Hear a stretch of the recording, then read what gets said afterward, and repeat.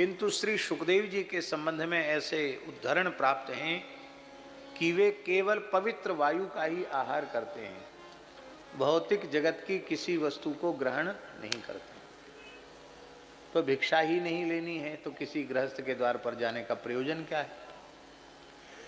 कथनचित किसी भाग्यशाली सदगृहस्थ का भाग्योदय हो जाए और उसके पूज्य प्रिय अतिथि श्री सुखदेव जी बने, तो उस गृहस्थ पुरुष के अनुनय विनय करने पर भी उतनी ही देर तक ठहरते हैं जितनी देर में एक गैया की धार कढ़े, एक गैया दुही जाए, उतनी ही देर तक ठहरते हैं। इसका तात्पर्य है, ध्वनि यह है महाराज जी इसमें कि सुखदेव जी जैसे परमहंस महात्मा को द्वार पर बुलाना हो तो अपने गृह द्वार पर वेद लक्षणा गाय रखो। गाय नहीं होगी तो सुखदेव जी नहीं आएंगे। सुखदेव जी तब आएंगे जब गाय होगी। और कुछ तो आपकी भिक्षा में कुछ वो लेंगे नहीं, आप विशेष आग्रह करेंगे तो हो सकता है एकाध घूंट धारोष्ण दुग्ध वे तुम्हारी रुचि रखने के लिए ले लेंगे।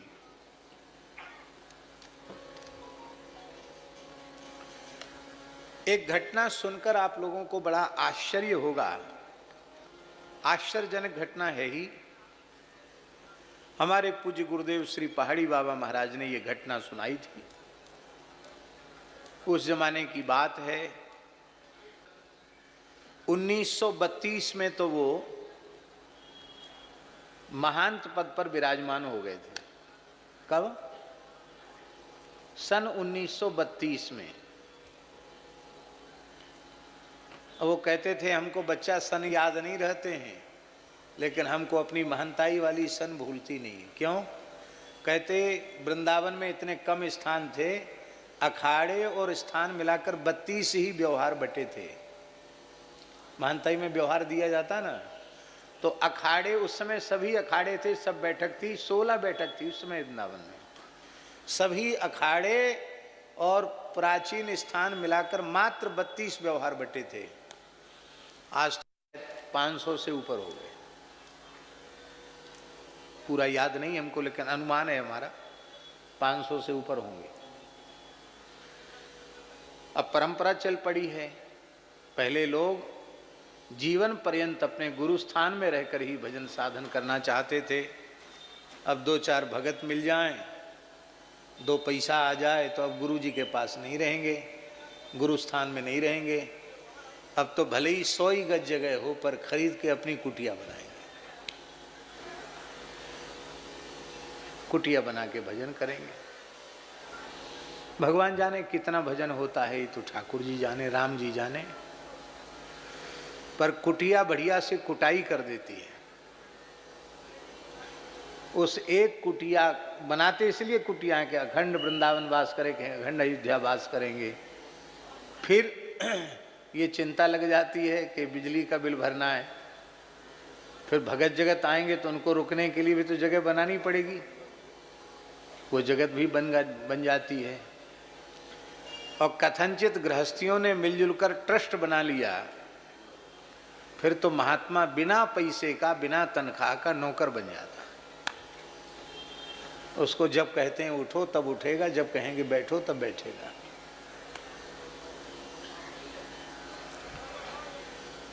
फिर चिंता हो जाती है कि भले ही छोटी कुटिया है पर इसका आगे उत्तराधिकारी कौन होगा। और इसी बीच में कोई भूलती भटकती देवी आ गई कि हमको तो संसार से वैराग्य हो गया, तब अब सब चौपट, कुटिया कुटिया स्थान सब चौपट, फिर कुछ नहीं बचता है। पुरानी परंपरा यह थी कि संत स्थान बनाने की इच्छा ही नहीं करते थे, अभ्यागत के जैसे अपना संपूर्ण जीवन एक रस व्यतीत कर देते। और हमारी कोई ऐसी बात लगे जो आपको अप्रिय हो तो आप क्षमा कर देना। स्थान में रहकर अभ्यागत साधु की तरह रहकर भजन की जो सुविधा प्राप्त हो सकती है, वो सुविधा कभी आपको स्वतंत्र व्यवस्था में रहकर प्राप्त नहीं हो सकती। ठाकुर जी का एक कैंकर्य श्रद्धापूर्वक कर दो, अहरनिश माला फेरो, भजन करो।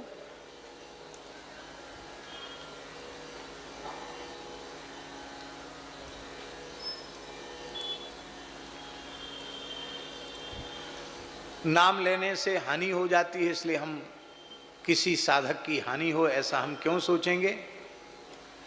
पर हम स्वयं अनुभव करते हैं महाराज जी, ऐसे संत हैं अभी अपने वृंदावन में, अपनी नजर में, अपने आसपास, जिनको भजन को छोड़ के दूसरा कोई काम ही नहीं है।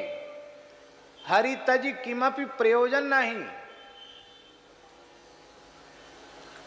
मुश्किल से 1.5 से 2 घंटे, 2.5 घंटे शरीर का विश्राम और अहरनिश भजन, और कई वर्ष हो गए केवल छाछ पर हैं, दूध भी नहीं। महात्मा दूध पे रह जाए तो बड़ी समस्या है, क्योंकि 10-5 दिन बाद महंत जी जरूर जवाब दे देंगे, भैया गैया हम पालते हैं, दूध तुमको पिलाएं। पर छाछ पीने में तो कोई परेशानी नहीं। उसमें भी छाछ कम से कम मिल जाए तो भी संतोष। और कई वर्ष हो गए। अलग से कुटिया बना के रहते तो संभव था। तो उस समय ज्यादा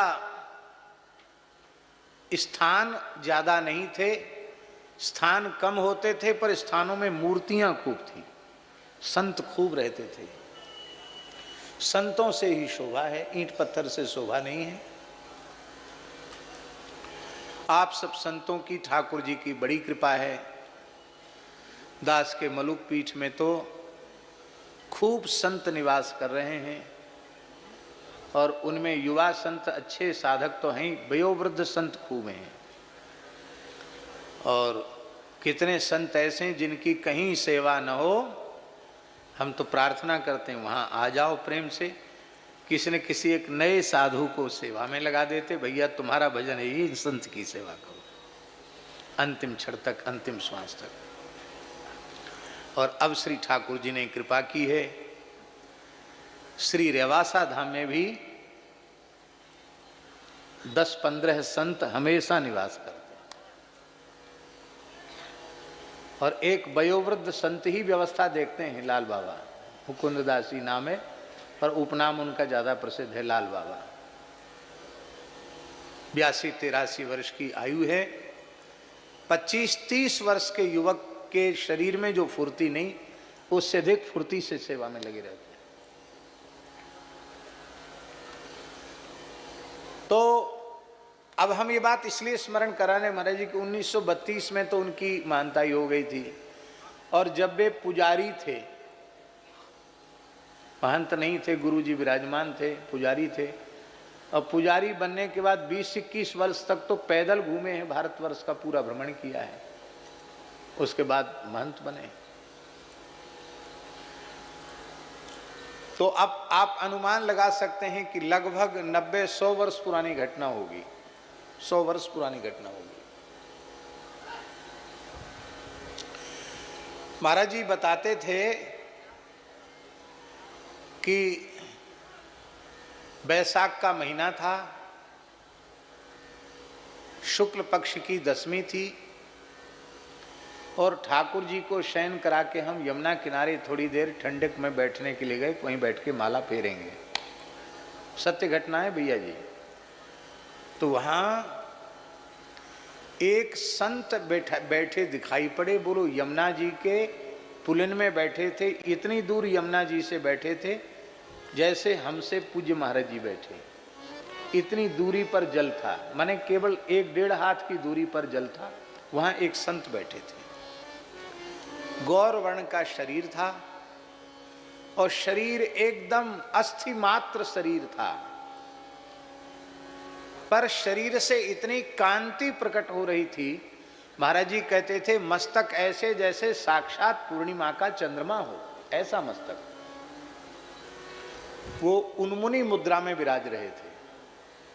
उन्मुनी मुद्रा योगियों की शांभवी मुद्रा, उन्मुनी मुद्रा, उस उन्मुनी मुद्रा में वो विराज रहे थे। कहते हमने चरणों में प्रणाम किया। वो मेरी ओर देखे नहीं, वे अपने भाव समाधि में थे। फिर हम आए, थोड़ी बैठकर वहां जप करते रहे कि महात्मा ध्यान से खुलें तो इनके पास बैठकर इनसे कुछ पूछें। लेकिन लगभग 1-1.5 घंटे बैठे, वे अपने ध्यान में ही रहे आए। तो महाराज जी कहते कि अपने राम आए और गुरु महाराज तखत पर लेटे थे, चौक में ही, खुले में, गर्मी का समय था। तो गुरु जी को कहो बच्चा कहाँ गए थे पुजारी जी? कहे महाराज जी यमुना किनारे बैठ के थोड़ा माला फेरने गए थे। तो बताया कैसे ऐसे महात्मा। अरे बोले कोई सिद्ध पुरुष आए, तुम बड़े भाग्यशाली हो, किसी सिद्ध पुरुष का दर्शन हुआ, चलो हमको भी दर्शन कराओ। तो मंदिर के ठाकुर जी के शयन का दूध भोग रखा था, गुरु महाराज ने लिया नहीं था। एक कुल्हड़ में दूध लिया, बोले आज हमने दूध लिया नहीं, चलो दूध लेके गए। प्रणाम किया, उन संत से पूछा तो उन संत ने कहा मैं यमुनोत्री से आया हूं। क्या कहा? यमुना जी का उद्गम जहां से हुआ है यमुनोत्री, वहां से मैं हिमालय से आया हूं। तो महाराज जी आपका शरीर तो इतना कमजोर है कि आप तो चले ही नहीं सकते, कैसे आए? उन्होंने कहा मैं संकल्प सिद्ध योगी हूं, मैं अपने योग संकल्प से यहां आया हूं। तो भगवान किस लिए आए हैं? बोले वृंदावन की रज प्राप्त करने के लिए आया। आज 10वीं है, कल एकादशी को हमें वृंदावन की रज प्राप्त हो जाएगी। महाराज जी आपकी अवस्था तो बहुत लगती है, आप कुछ आहार नहीं लेते हैं। तो उन्होंने अवस्था नहीं बताई। उन संत ने कहा 10,000 वर्ष से मैं केवल वायु का ही आहार कर रहा हूं। क्या कहा? अब भगवान श्री कृष्ण के अवतार काल से पहले के सिद्ध हो गए कि नहीं हो गए? मैं 10,000 वर्ष से केवल वायु का आहार कर रहा हूं। तुम्हारे यमुनोत्री छोड़ के यहां देह त्यागने आए? बोले हाँ, उत्तराखंड साधन भूमि है, वृंदावन फल भूमि है। क्या कहा? वो साधन भूमि है, ये फल भूमि है। कल प्रातः काल 4 बजे हमें ब्रजरज प्राप्ति होगी, पर यह किसी को बोलना मत।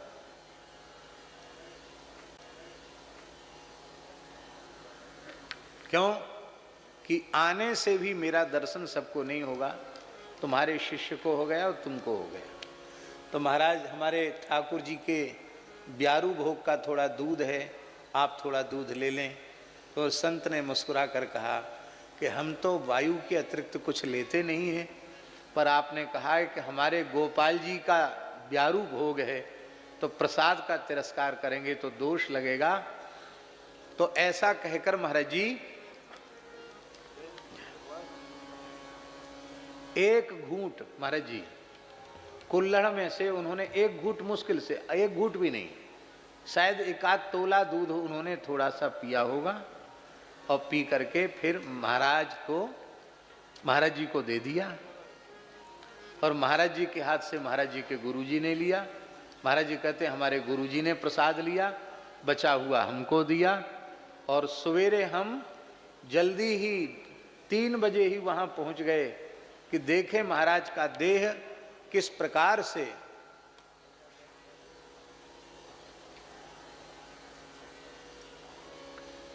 श्री सीताराम जी महाराज की जय।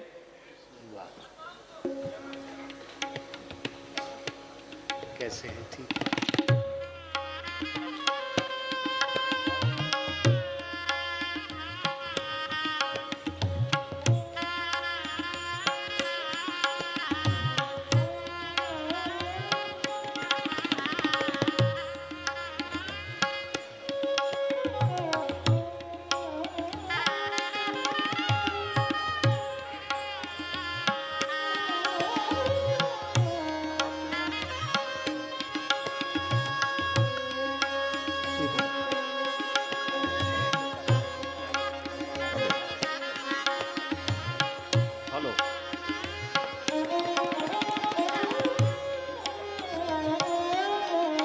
श्री राम। मध्य, अरे आवाज बढ़ाओ यार, भावत बढ़ाओ भैया।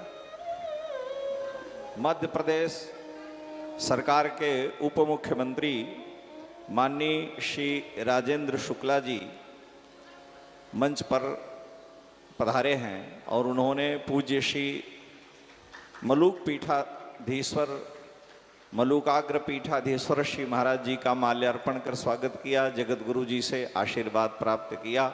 आपका बहुत बहुत स्वागत।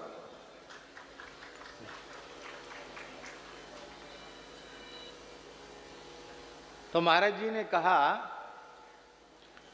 कि हम सवेरे रात्रि को 2 बजे तो उठते ही थे, 2 बज के स्नान ध्यान करके ध्यान को बोले जमुना किनारे ध्यान करेंगे, चले गए वहां।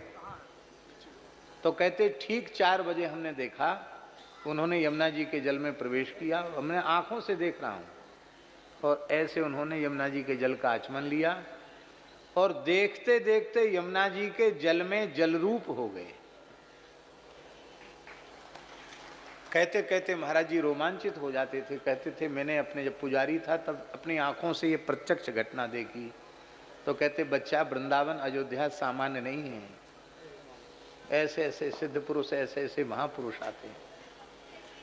तो ये बात इसलिए ध्यान आ गई कि 10,000 वर्ष से केवल वायु का आहार करने वाले महात्मा ने भी प्रसाद के नाम पर कुछ लिया तो एक घूंट गैया का दूध लिया।